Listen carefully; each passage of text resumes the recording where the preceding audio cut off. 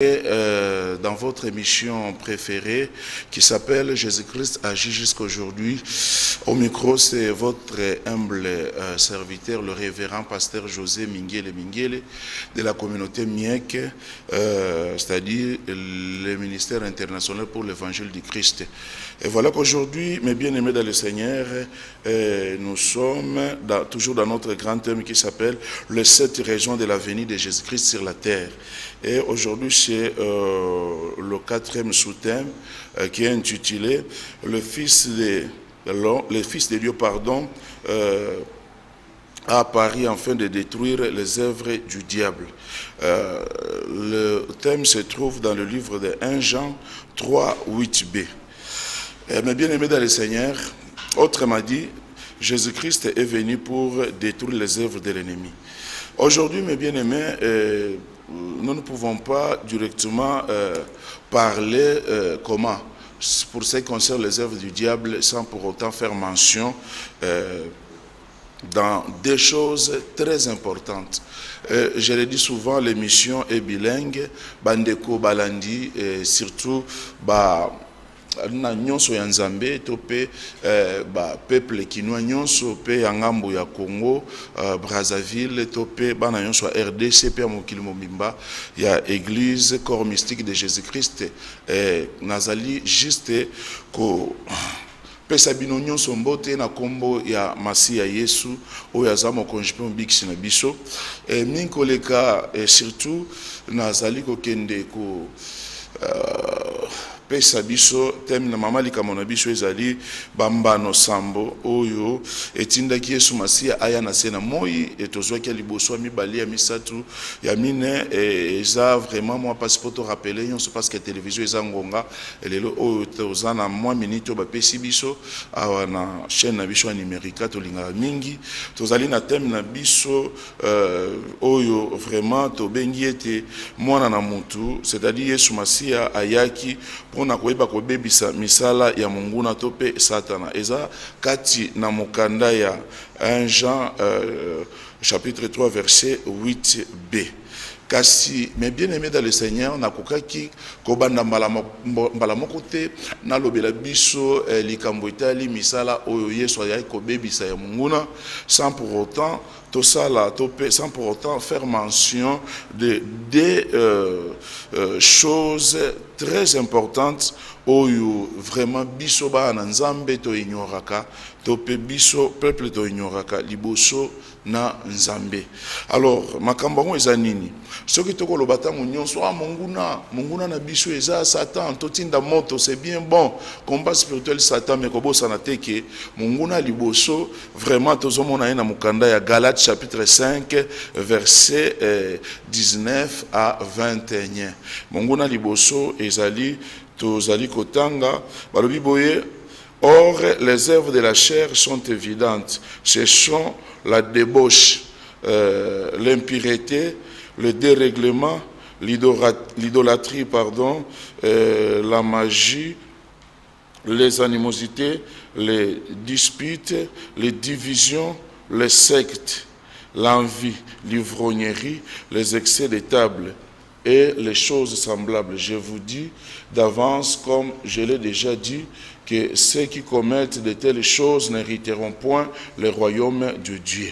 Alors mes bien-aimés dans le Seigneur, tokolobete munguna ya liboso ezana no diablete ezali juste nzoto na biso ndenge boko landa ngai na lobaki na mission passée que tozokota en contact corps oyo permettre biso tokota en contact na monde matériel. Donc ce qui corps oyo ezali sous-souté c'est que na nature ozali sous-souté okomi na monde spirituel. Donc à partir à corps mes bien-aimés bazoyebisa biso ete yende munguna ya liboso. Voilà pourquoi awa tokoloba ete vraiment tango ozalaka tango tambolaka nyonso salaka à tout moment ozomona diable en face na yo. Non. Donc la première des choses, il faut comprendre que munguna liboso ezan zoto yo zanango. Donc tango tokoloba ete vraiment na thème na biso le Fils de Dieu a apparu afin de détruire les œuvres du diable, les en 1 Jean 3 8b na bandeli. Donc elingi kolakisa mbala moko te to banda nyonso diable non et oza na volonté suprême na vie na yo oyo nzambe apesa mutu nyonso ya ko décider côté ya mabe ou bien côté ya bien to pe ya malamu.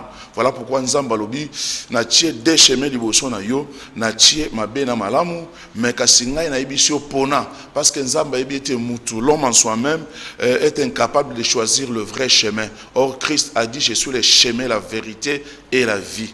Et bandeko na ngai landa message oyo kozala jamais déçu. Voilà pourquoi on a fait donc confiance au Saint-Esprit parce qu'aujourd'hui vous ne serez jamais déçus et Jésus-Christ agit jusqu'aujourd'hui. Moi mouké entre guillemets nako mekempe koloba par rapport na ba moment otozanango vent otozo vivre surtout biso mo karaté na Kinshasa topé na Congo Kinshasa et même na Congo ngambo même partout dans le monde entier batuba kota la ete lelo tozo vivre bongo lobi na biso ekozala nenge nini par rapport na koloba pona pandémie ou ya coronavirus mais bien aimé et kozangisa batu kimia jusqu'à ce que et to komone ete misala mingi présentement eza na pause quelque part to kolobete eza supprimé. Pourquoi?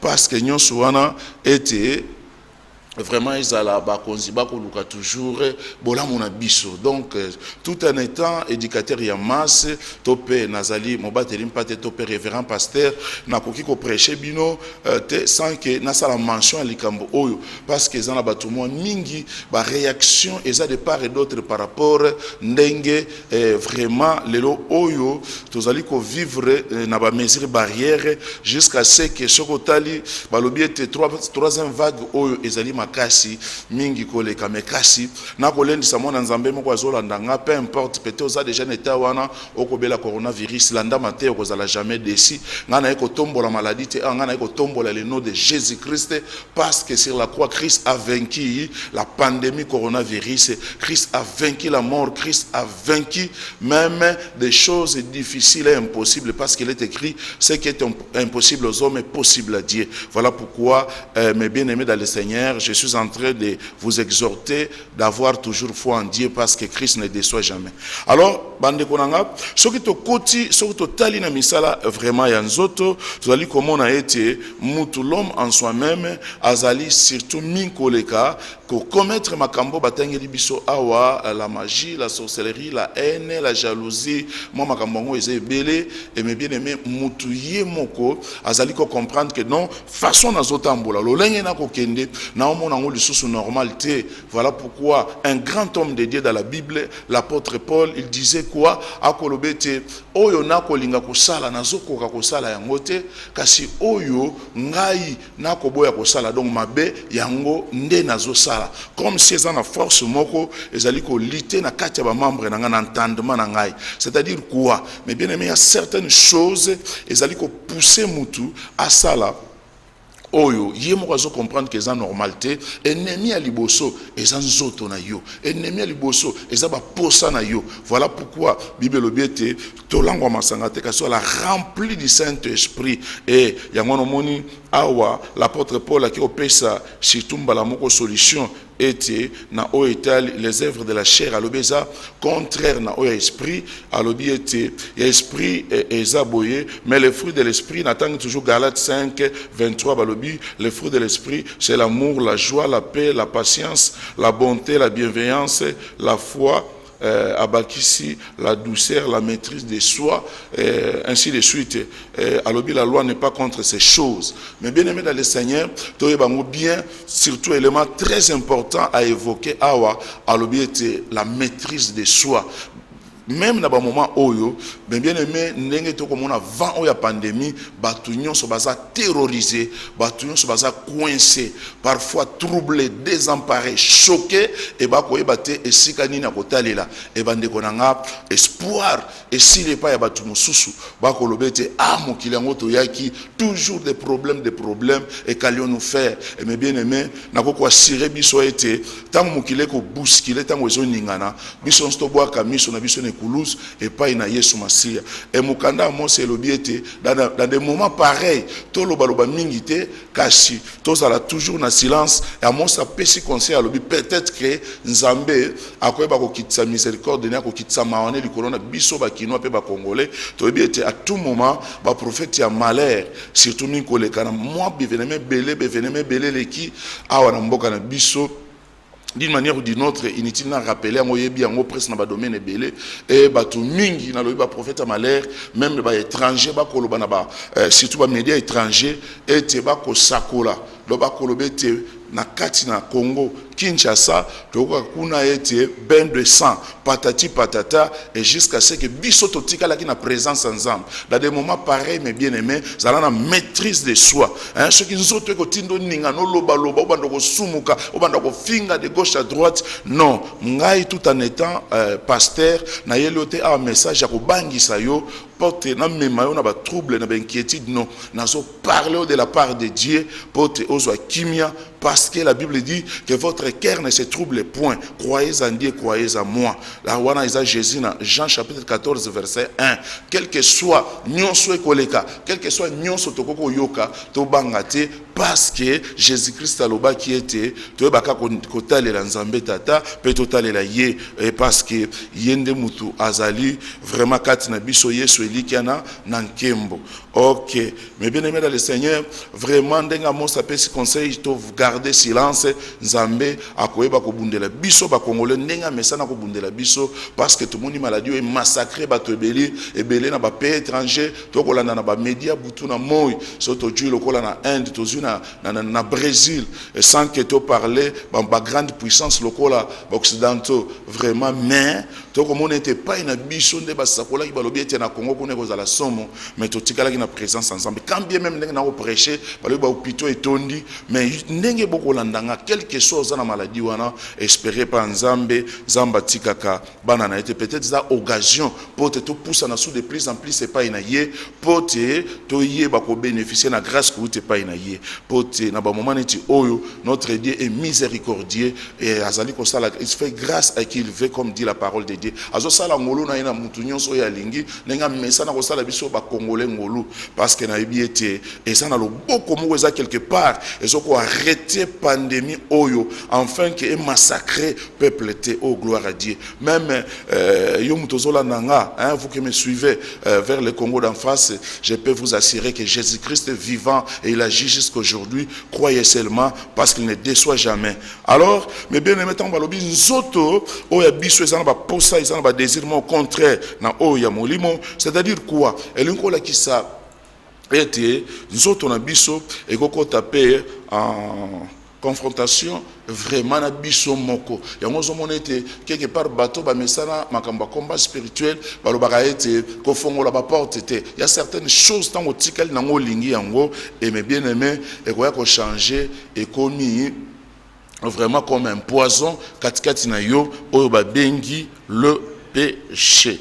Alors pour tout progresser parce que télévision est en dengonga toko kende le plus précisément kolobela na o etali deuxième ennemi na biso to bango malamu ete ezali le monde. Bible dit n'aime point le monde ni les choses qui sont dans le monde et oyo vraiment ezali na mukanda ya comment na mukanda ya un Jean 15 kuna bazoyi biso ete kolinga mokilité ni makambo oyo ezana kati na mokili. Pourquoi pasteur Bible lo bete na linga mokilité na makambo ezana kati na mokili parce que moi je suis dans le monde et nazana planète musuté na vivre nango présentement nazana nature. Pourquoi na linga te non wana exception ezali de bonnes choses ne totangi kuna na premier ennemi, Paul alobi était dans liste à liboso alobi les œuvres de la chair et zalakata nyonso ko s'opposer na oyo ya molimo kasi ya molimo apesi biso liste mibale ezali des bonnes choses la paix la joie la bonté la douceur. Alors soto ye awa to komona yete dans le monde tozana makambo ebele tikana bisa biso landanga bien deuxième ennemi na lobi c'est le monde dans la vie de l'homme. Parce que thème le Fils de l'homme est apparu pour détruire les œuvres du diable. Vraiment, tant que tu as la nature, na loba ki yango na séance passée, mercredi passé, et bien ici biso boye, et tu as 4 na mokili.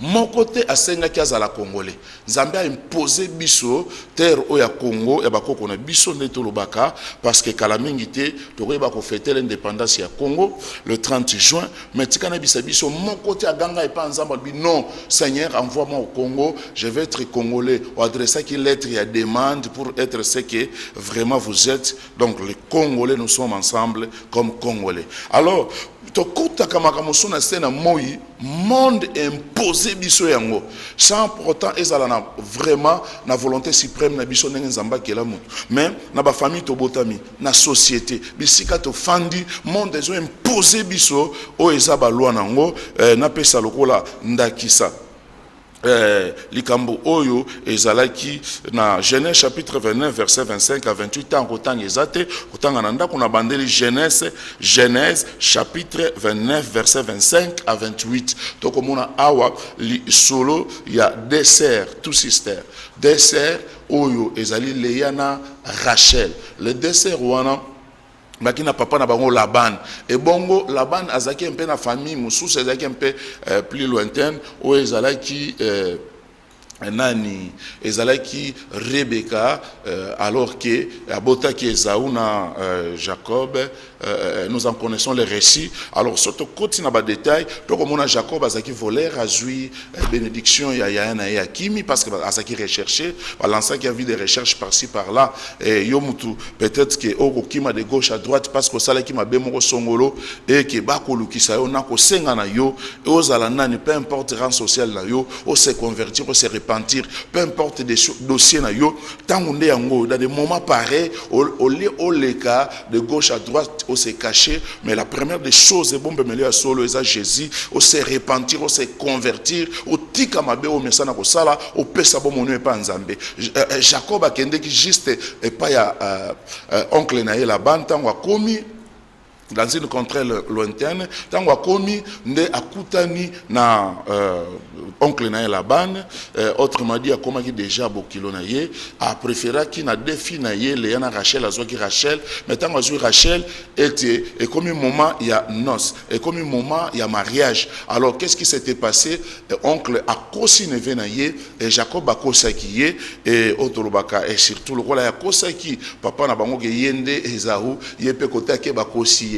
Pourquoi bakosiye? Parce que Espagne oya fande pas non quoi kuti loi moko ba imposer vraiment bango ezala bana oya kutaki na mwasi alingaki na kombo Rachel loi moko ezana ndako papa na ye loi moko ezana mboka wana kolobete grande sœur nde mutu akobala liboso jamais leki akoko bala liboso ya grande sœur. Mais bien aimé dans le Seigneur, comment expliquer leki azui libala kombo mobali na ye Jacob a apprécié a sepeli l'épouse future épouse préférée na ye ezali Rachel. Mais pourquoi ba kende ko tromper? Parce que akutaki déjà ba loi moko ba imposer vraiment na kati na ndako noko na ye na mboko akomaki ba ibisi ete vraiment ndenge zaboye et pas na biso ezate ndenge zolinga wana zwana no grande sœur. Or wana zaki vraiment indépendamment à volonté na ye. Il y a certaines choses aux okutana ba imposer yango eza maladie aux okutana yango diable a imposé yango. Et mes bien-aimés awana ko loba plus précisément monde parce que tu vas toucher l'ennemi après mais ba imposer yango et la Bible déclare le fils de l'homme est apparu pour détruire les œuvres du diable. Yesu Masiya yaki pona ko bebisa misala Satan. Peu importe makambo kutani, peu importe makambo bazali ko imposer yo. Tala na ko loba boy mutu tia liberté na kakate. Mutu alekela yo ten esprit ndenge ba kinwa balobaka. Alekela yo ten esprit. Mutu tia liberté na kakate na zongeli ko loba. Pourquoi? Parce que ndengo zawana Yesu Masiya aza vie na yo, aza liberté na yo. Alors ceux qui vraiment okoyeba te na monde tozo vivre ezaka na loi moko tala balobabo soki yo o dominer te, yo nde bako dominer. Place aux Seigneur qui dominer. Or na yo moko pardon en soi-même, l'homme est incapable de dominer. Pour dominer bien, il faut la revêtir rempli du Saint-Esprit. C'est alors pour dominer pour qu'il y ait de victoire en victoire, de gloire en gloire, de grâce en grâce. Et ça l'attend de tout le bel likambo ya pandémie et qui me lui est solo et ça vraiment Jésus-Christ. Ce que bomba mi pas Yesu Masia et Yesu robate la yo, mais qu'on respecte les mesures barrières. En tout cas on a un péquis si en côté parce que biso to sala auto zoko ko sala ko lata masque ainsi de suite mais auto ko sala te tikela nzambia ko sala yango mais ozo ko sala ba biso sokola maboko ba biso lata masque ba biso respecter ba mesures barrières sengala ko sala yango eza mabete parce que ça pona bien na yo parce que chacun a sa part nzamba za na part na ya protection azo protéger biso pe azo bénir biso to na part na biso ya ko sala devoir na biso raison pour laquelle awana ko lobete Jacob a koutani na loi moko ezaki déjà vraiment établi ba imposer yango parce que moi sans sortir exact azako obligé de travailler encore 7 ans nyons au total 14 ans pour azwa les sous Rachel. Voilà pourquoi mes bien-aimés yeba yango malamu ete Bible lobi dans Romains 12 21 ne vous laissez pas vaincre par le mal, mais plutôt vous devez vaincre le mal par le bien. Donc, yonde Seigneur qui a dominé. On a aucun de victoire en victoire, de grâce en grâce, de succès en succès, parce qu'avec Jésus, tout est possible. Voilà pourquoi la Bible dit, oh Seigneur Jésus-Christ, il est le même hier, aujourd'hui et éternellement. Nzambo sala ki natango wa Biblia a changé te et mes bien-aimés dans le Seigneur atako yo mutozola ndanga nini dominer kati na yo maladie ko banga tene na lobaki parce que vraiment médecin zali Jésus-Christ ba médecin ba spécialiste même la pandémie oh ba dans siko ba pesa kiss mais la personne qui guérit c'est Jésus au travers des hommes de science au travers ba médecin ba grand médecin oh ba zo sala vraiment be fort on pour ba créer ba médicament ko répondre na besoin ya batu mais le vrai médicament oyo penga na ko bakisa tout en étant pasteur parce que ça domaine nanga sur le sang précieux de Jésus-Christ parce que la croix le sang qui a été déversé par le roi de gloire c'est le sang avec lequel que le peuple de Dieu vraiment basa vainqueur. La Bible déclare nous avons vaincu le diable, nous avons vaincu toute maladie, toute pandémie par le sang précieux de Jésus-Christ. Ceux qui ont dominé yo yebango mala monter le fils de l'homme est à Paris pour détruire les œuvres du diable. Oh merci Saint-Esprit, alléluia. Donc bah imposer en wazaki na choité, il était obligé d'accepter, il était obligé ya kokota na kati ya réalité oyo. Mais en vrai dire, ezala ki vraiment et loko oya souhaité qui t'a désiré quitter mais akoya ko sala loko morote na ba moment on a. Voilà pourquoi mes bien-aimés dans le Seigneur, moninga malamu ezakaka Jésus-Christ nazozongela ko lobete mutacha liberté na ona kakate ko bangate parce que la Bible dit que tant que tu vivras nul ne tiendra devant toi zana kimia nazozongela ko loba ete ko kende ko ganga ganga mingité ko zana désespoir te ko loba te ke to ko sambela to ko mona loko te non. Au départ na introduction à message dans la lobby batu mingi ba prophète à malheur même ba étranger ba loba été na ba moment oyo eza bien défini boyebi yango histoire mboka na biso eza tellement vaste pe profonde batu ba loba été malheur ezokoma na Congo eza la pona ba pandémie ba loba kete vraiment ma congolais ba kozala massacré na pandémie mais totali première vague deuxième vague zamba ko battre la troisième vague ba lobi été eza vraiment dangereuse menga na ko lobelo ko moko été to tcheli ke pa nzambe to ça n'a jamais troublé. Merci vraiment tozana makambo vraiment ebelé à Kolobame ndambo Saint-Esprit pour permettre Toloba parce que la télé c'est le temps et mes bien-aimés to côté si qu'on a réalité oyo il y a troisième ennemi, c'est le diable. 1 Pierre chapitre 5 verset 8. La Bible déclare, soyez sobres et veillez car votre adversaire le diable rôde comme un lion rugissant, cherchant qui il dévorera. Alors mes bien-aimés dans le Seigneur, nous savons que dans Matthieu chapitre 4 verset 8 à 10, la Bible dit ceci par rapport au diable. Le diable, ici on parle de Jésus. Lorsqu'il a commencé à débuter son ministère, la Bible dit ceci, le diable les transporta encore sur une montagne très élevée, lui montra tous les royaumes du monde et leur gloire. Et lui dit, je te donnerai toutes ces choses si tu te prosternes et m'adores. Jésus lui dit, retire-toi Satan, car il est écrit, tu adoreras le Seigneur ton Dieu et tu le serviras lui seul. Alors le diable les laissa et voici des anges virent auprès de Jésus et les servaient. Qu'est-ce qui s'était passé? Ici, awa le diable, qu'est-ce qu'il faisait? Donc, à qui a tenté le Seigneur Jésus-Christ? Quelqu'un qui a dit, pasteur, pourquoi kakanga yo ozali quand même mobali bien, mais cette sœur là parce que ça moi ça oui ça pasteur biso bana basi tokuta na ba tentation to non ezala mwana mobali akuta na tentation diable atala katiki o yaza pasteur rien, donc au contraire, donc ce kotali bato yo mingi bazala ka tenter so tali ezaka ba leader parce que diable a dit que non ceux qui n'a gagné leader ne le reste wana vraiment na koyeba kosala onyo so na lingi. Mais la Bible déclare, je ne te laisserai répondre, je ne t'abandonnerai point, mais je serai toujours avec toi jusqu'à la fin du monde. Okotika la jamais que vous allez gagner na Satan parce que Christ a vaincu le mal, a vaincu le diable. Alors ici la Bible nous dit que le diable était là en train de séduire. Oh merci Saint-Esprit. Il voulait juste à tout prix de séduire notre Seigneur Jésus-Christ et azalai ko salabo.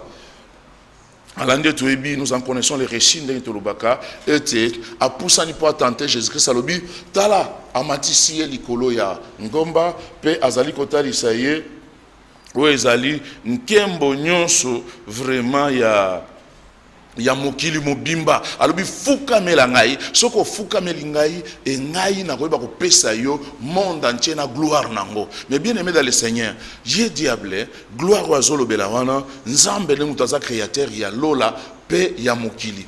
Voilà pourquoi pourquoi parce que bakolobeti donc nengezana côté nyonso zaka nzambe mutasala ki non nzambe jamais le Seigneur ne peut pas créer le mal et laisser que ses enfants puissent se vautrer dans le mal. Non, nzambe akotika te bana na yeba sokola na kati ya mabe nenge to monaka ngulu ako sokola na potopoto jamais. Voilà pourquoi awa bakotali sabiso ete le diable le Satan a tenté mettre na biso Seigneur Jésus-Christ. Voilà pourquoi la Bible dit résistez le diable et il fuira, résistez au diable et il fuira loin de vous. Alors mais bien dans le Seigneur Jésus a pas mêlé Satan, a Satana a kendeke musika na ye alobe koko mekanzambe na yote et Satana a kimaki. Il y a certaines personnes oyo bango moko de leur propre gré bagumba meli Satana, ba adorer Satana, pona koluka ba charme, pona koluka succès, peut-être dans le domaine de la musique, dans le domaine politique, a koluka ba charme,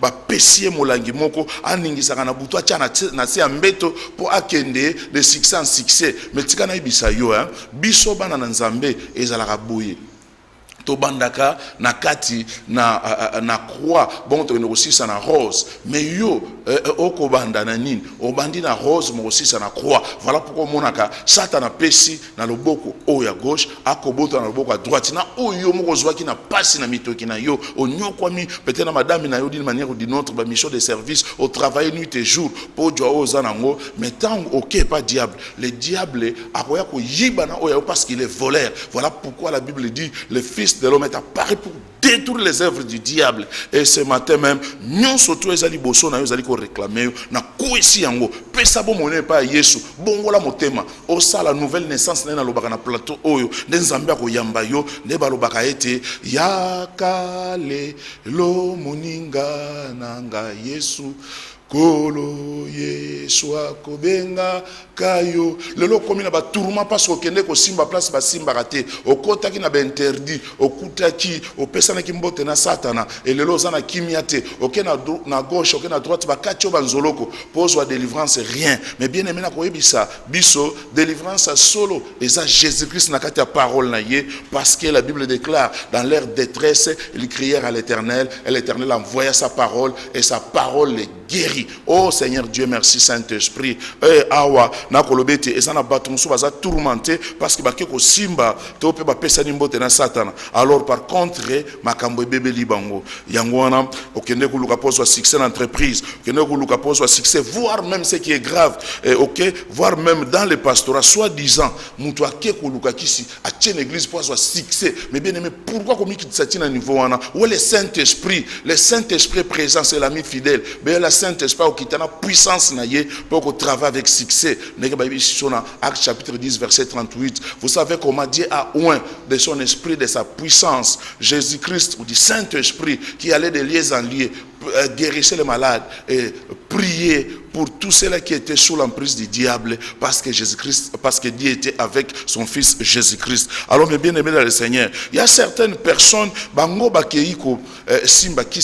elles sont oppressées par le diable. Dans exemple, le rôle à Job. Job azalaki mutu succès, diable azalaki très jaloux, trop jaloux na ye, ako fondé pas dans Nzambe. Job azoto sayo parce qu'au PC succès, au PC bénédiction, au PC élévation, et Nzamba lobiete na pesio nzelati ya ko simba molimo na ye kasi mais quand vous touchez au monde, mais bien aimé dans le Seigneur, à ce moment-là, la grâce est là qui n'a noté. Mais pour le moment, nous sommes dans le temps de la grâce. Et nous savons que nous sommes en train de tendre vers la fin de la grâce.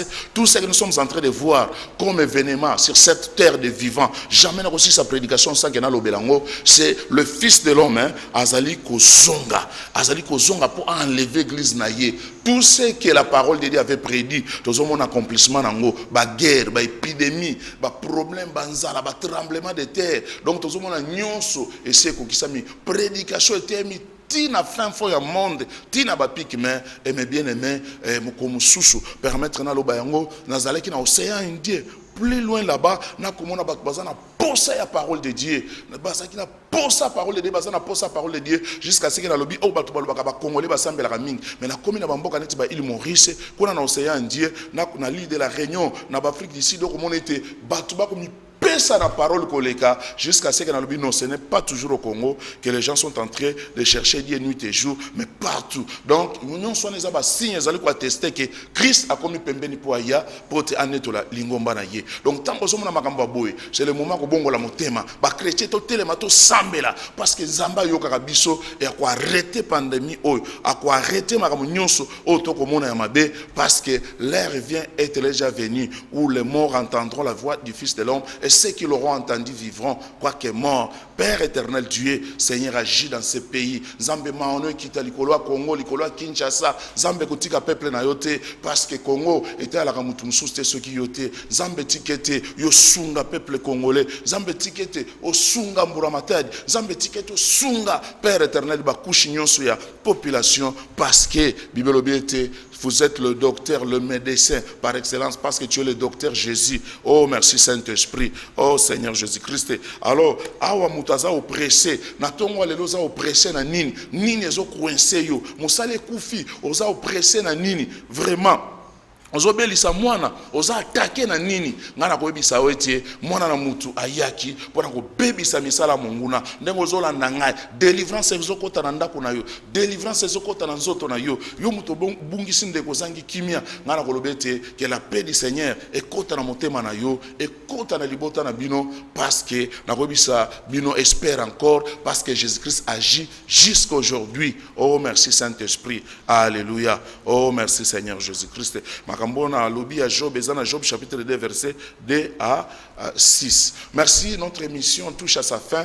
Et mes bien-aimés dans le Seigneur, vraiment, sur le plateau, c'est votre humble serviteur, le révérend José Minguele, de l'église MIEC, ministère international pour l'évangile du Christ, qui se trouve vers la commune de Kalamou, dans le quartier Yolo Nord, sur l'avenue Loutoun, numéro 13 bis, et plus précisément au croisement des avenues Kapela Kimwenza, vers Maître Toro. Alors, ce que comme on a avenue Loutoun, numéro 13 bis, kuna na Yolo Nord, ne bisika église ya MIEC ezali tosanganaka mardi pe mokolo ya jeudi pe dimanche, vraiment pourquoi nous de 17h à 19h, mardi, jeudi pe dimanche, les alara de 7h jusqu'à 10h30 ou bien 11h de tosuki sarawana.